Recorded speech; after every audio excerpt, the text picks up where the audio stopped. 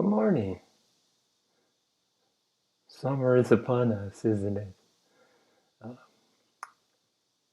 I've been quiet for a while. I haven't put out a video. I put a teaching, a sharing for, oh, I guess a month, close to a month, if not. And what I'm experiencing right now is as time goes by, I have less and less to say. And I'm sure many of you have joined me to take a positive let's take something positive away from this worldwide pandemic. Positive in the sense that you used your downtime for reflection. Hopefully, you didn't get bored, that you're able to self entertain. For me, it's my specialty. I probably have a PhD, another PhD in self entertainment.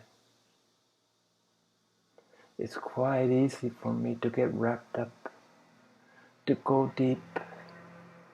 And just as questions faded in the months leading up to abiding awakening, it seems that this period of time has been about less and less to say. And I put away today's topic before because it didn't seem appropriate to talk about selfishness in a time when we need to be selfless, when we need to be concerned of the other, our brothers and sisters in this throes of a pandemic and its after effect, economic stagnation, unemployment. And although 2020 has been a rough year, my health has probably been the worst it's been.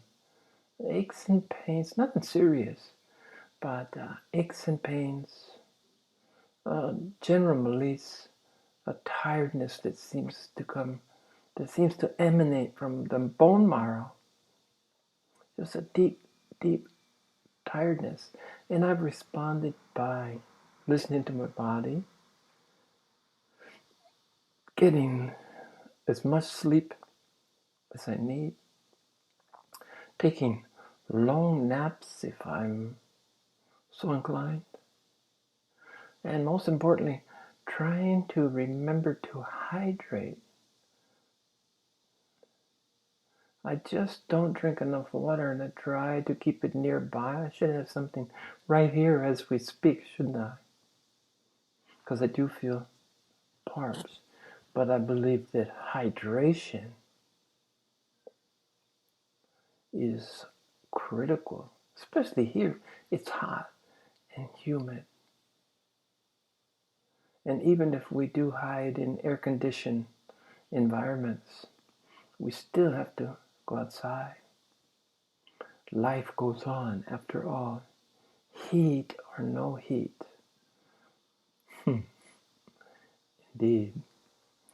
But selfishness, I wanted to talk about what many call, including myself, enlightened selfishness. And from the very beginning, I didn't like that word enlightened too much because people have a misunderstanding. People expect that you, an enlightened being, can walk on water, can do, can think, can feel only the purest of expressions. And this just isn't so. The part of you that's responsible for this is part of your general personality, which pretty much survives intact, with the important caveat that even though personality persists, the ego is gone. You're not vested in any of your personality quirks. It's more about acceptance. And this is nothing else. This experiment, this journey to awakening is nothing else but a self-experimentation. You would really focus and delve deeply into all that is us. That's by definition. That's truly what awakening is. Because there's nothing else. Simply put, there's nothing else. Anything that doesn't serve, foster, support our journey to oneness will fall by the wayside sooner or later. It doesn't have to be even consciously, although in the beginning, conscious effort is critical. But the unconscious will take over, and it's frankly does a much better job and is much better equipped to, how does conscious mind discard itself, conscious mind? So I have to look to other realms, but nothing is forced. Anything that's ever forced is not lasting. It's temporary. And it's some form or another of the ego, the tricky ego, trying to persist, fighting for its life, trying to survive by hook or by crook. And as we've talked before, it's the spiritual ego, the ego that steps in as you approach abiding, awakening. The ego steps in and says, I'm super duper. And even though the underlying reality is that we're all Buddhas, we're all Christs, our ego will grasp on this because it's it's the end of the line when it grasps this in. But like so many things at the end that are ending, it tends to be the most difficult to deal with because you think, as soon as you find yourself thinking that you're special, that you're different than the rest, that you're separate from the rest, it doesn't take long to look at that division and separation, which the whole thing is about leaving behind by embracing unity, the oneness. So any special, and there come a stage in, at least in my experience, my growth, there's a stage where started to embrace the ordinary and to see how extraordinary it is to accept your ordinariness, to strive to be an ordinary. A litmus test is to fly under the radar. You're undetectable as you pass through life, as you mix with the others. You're not wearing a robe. This is, I've made a conscious decision to separate myself to cloister. There's no need for a robe. There's no need for any of the accoutrements that we associate with a holy being. One of my favorite books, Journey to the East, Hermann Hesse, was a story about, an allegorical story about people gathering together to the West to go to the East in the search of a master, in the search of the divine. And along with them was a simple man who was in charge of the horses, who cared for the horses. And it couldn't be more ordinary. And the others, in the course of the journey, learn to appreciate, recognize the extraordinary man that this ordinary man truly was. A Buddha. So the journey to the East to seek a spiritual place, to seek a spiritual environment, to seek a guru or a spiritual master is best undertaken in the confines of oneself.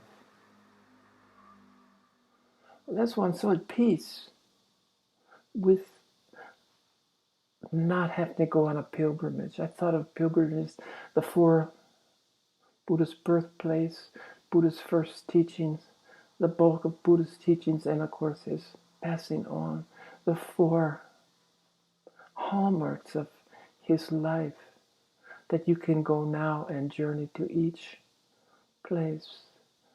But I think more authentically, these places can be experienced through here, without the risks, the expense, the trouble of traveling.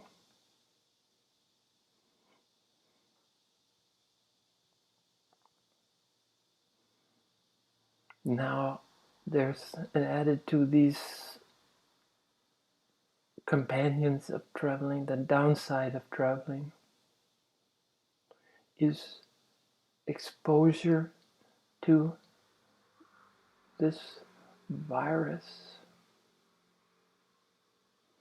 Why pay your hard-earned money? Why use up your energy, both physical and psychic, to travel? Maybe my age is showing here, because maybe old man prefers not to travel, but I see the difficulties, I see the downside of traveling, the customs, and riding on the airplane, the carbon footprint. It just doesn't make sense to try to find something that is elusive. It's not there. There's no physical place. Maybe you can feel the energies, just as a group of people getting together to meditate, like-minded souls. It's exponentially increased, the energy. You can feel it. But with practice and diligence and some luck, after all, luck is the importance of luck can never be overlooked, can never be discounted, can never be ignored. I've always been known as the lucky guy. And I don't know if that's a fractal. I don't know if it's karmic. I don't know if it's self-induced, self-created. I just know the simple fact that I'm lucky. Perhaps it probably lies in my acceptance of my appreciation of being lucky just to be alive, even in the face of the harshest times, the most unpleasant experiences. I still embrace my luck of being here, being able to share with anyone and everyone. So this is my roundabout way. That's probably my specialty. One of my many specialties is because I'm always in the spiral. I'm constantly aware of being in motion, not only physically as the planet circles the sun and as our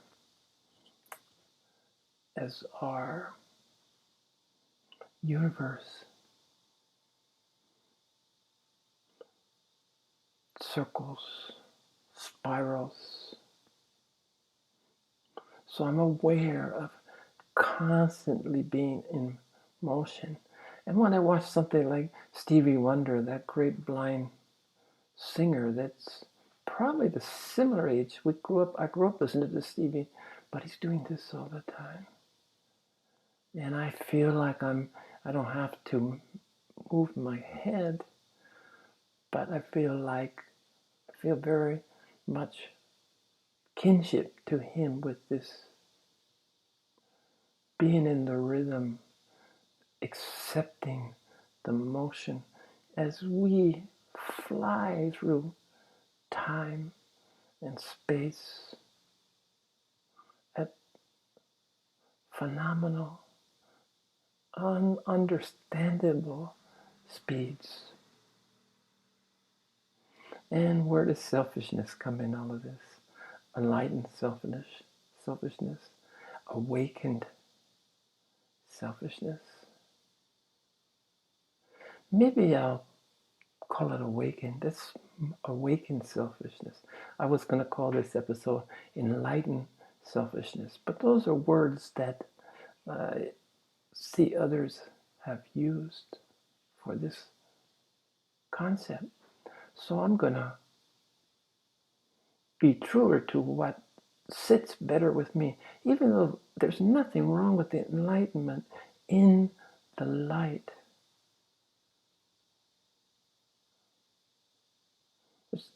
But it's become abused, and maybe awakening. Maybe there'll be another. Maybe awakening will suffer the same fate. I don't know. But awakened enlightenment. There's good. Awakened enlightenment. How about that? Awakened enlightenment. I like that. This is the first time I remember putting those two words one after the other. Awakened selfishness. Now, the term selfish has so many negative connotations, but it plays a critical role in your journey to awareness, to awakening, to self-realization, to oneness, to unity. Unity with the one, unity with the all. It takes some selfishness. You have to temporarily put everything else aside and focus solely on yourself. About as selfish as you could get. But this is a necessary. Without this focus, without this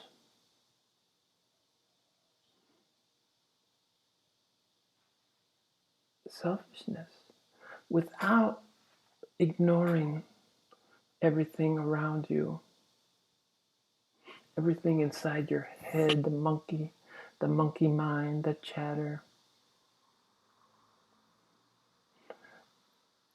This is all about learning to listen, through putting everything aside. Just trust me, no matter how long you're in a meditative state, reality, the little r, okay? The little r, not the big R, not the real reality, the little reality. In little reality, I mean our personalities, our relationships, our jobs, all the things that come that we have to accept as part of our lives, to work, to work to exist, work to support ourselves and our families. And with all this comes the love of husband and wife, the love of brother and sister, the love for parents and their children. And you ignore these for a while, but you learn to bring them back and expand them, intensify them, inclusify them. That now your family, your siblings, your wife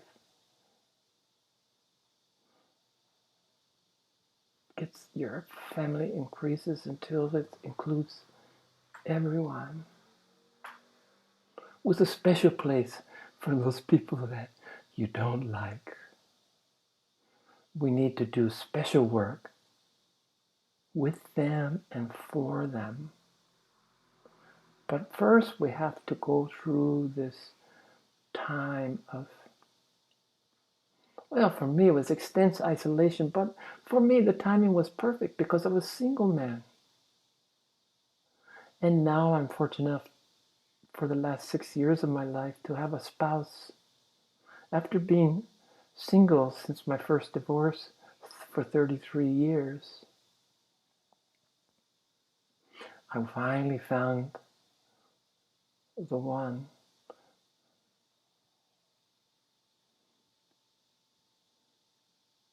And she's on the same quest. And she's practicing many things, many of the same things that I'm practicing. So we can understand, we allow each other to have our time, our personal time. We're very seldom selfish about or with each other. And the occasions that we do, we end up seeing it, and if not laughing about it, at least letting it go. So this is awakened selfishness, when you can block out everything. And it again takes the meditation to become part of you takes a conscious effort until the unconscious can take over. So too with this inward focus. In many ways, as I've said, the most brutal form, the most inclusive or exclusive selfishness that there can be. But this is for a period of time, and it's necessary. At least, like almost sharing my experiences, it's necessary to have the time. And it seems that when the time is right, it won't be any effort. It won't be a challenge to dwell in this selfishness, to be in a bubble inside an egg, an embryo beginning the process of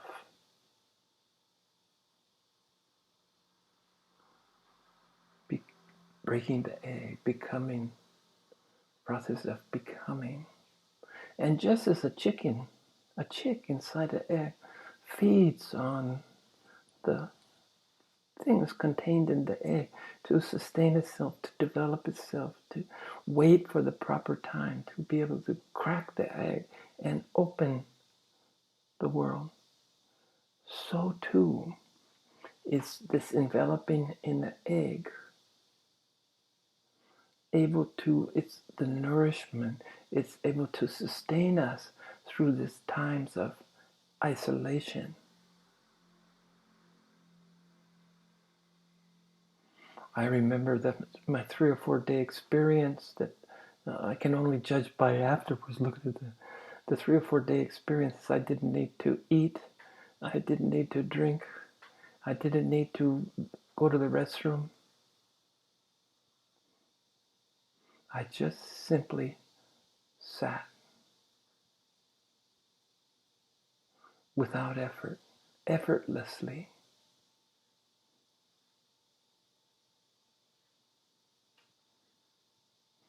I think again, because I could be sustained by the whatever the stuff inside my egg. An egg, a shell that I created, a barrier. Thou shalt not pass. In my best Gandalf shout out.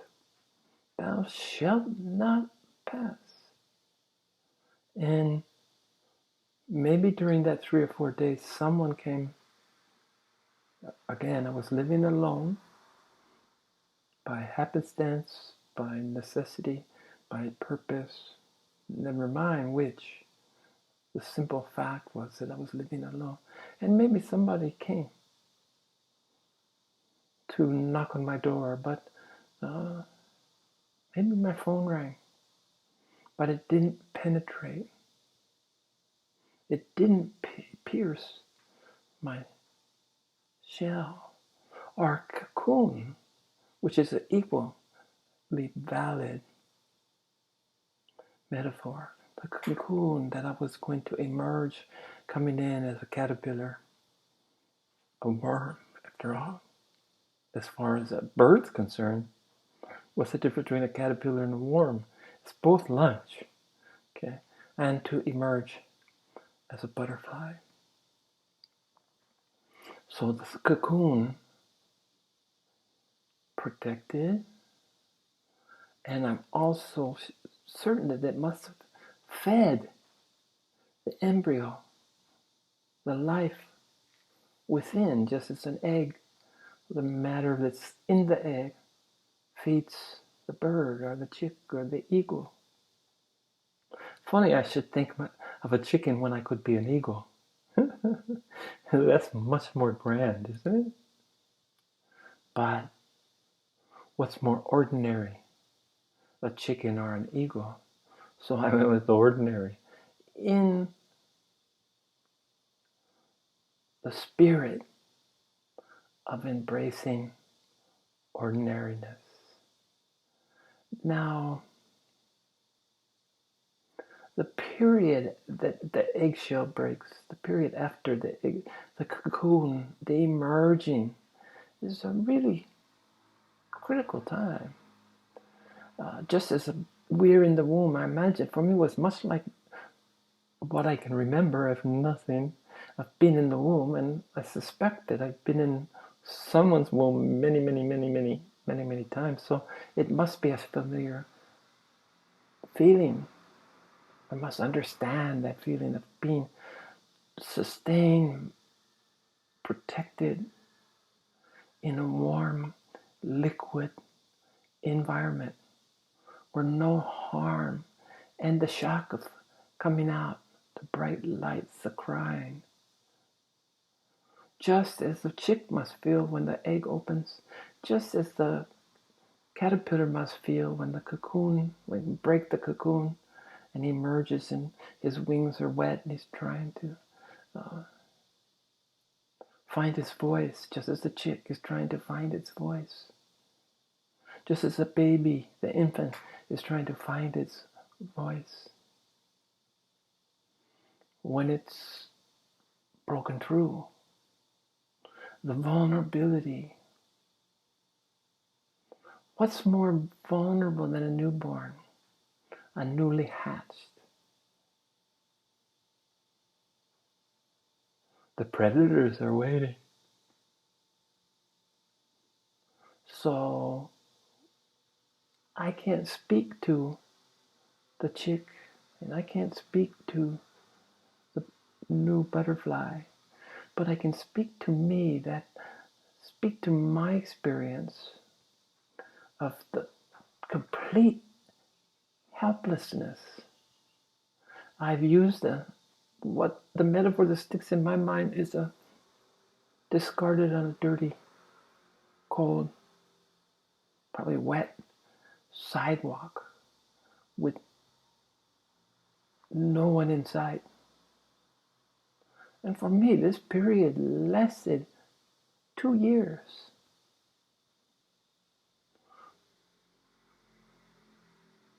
And as I merged, as I began to feel more self-sufficient, I've said before that in my experience, each Buddha year, each year that you spent since your leaving non-abiding awakening and entering abiding awakening, each year, calendar year, is equivalent to 6 years. This is my experience again that I shared. 6 years. So after 2 years, I'm like a 12-year-old and probably equally self-sufficient, still reliant. But now that it's